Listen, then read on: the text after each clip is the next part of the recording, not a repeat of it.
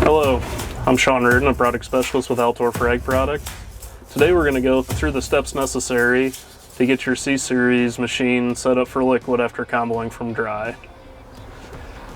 First thing we're going to do is tap on the screen with the wrench twice. Click on ISOBUS. We're going to turn ISOBUS on. We'll make sure ISOBUS and TC are turned on. And then we're going to go click on the floppy disk that says ISOBUS in it. And we're going to delete all our operating masks that are stored in there one at a time. So we get that done, we're going to go to our Viper. We're going to click on the gears next to the machine. Then we're going to swipe over till we find ISOBUS status on the third page.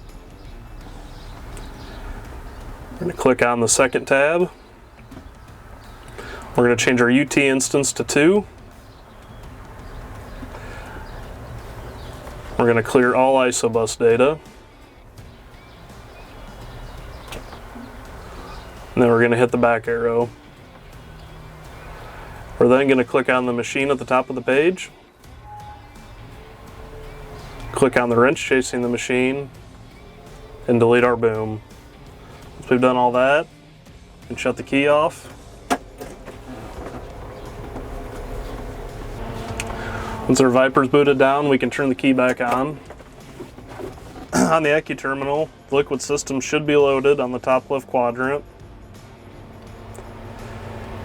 First time you boot the Viper up after clearing the object pools, it's not uncommon for the UT to take several minutes to load. Just wait till the status bars go away before proceeding.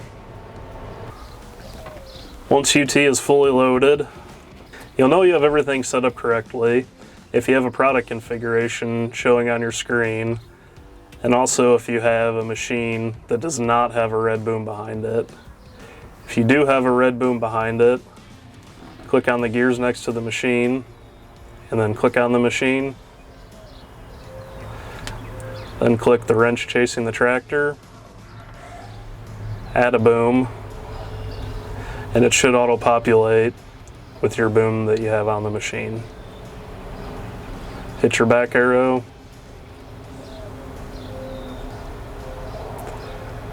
Your red boom should be gone, and you should be ready to go.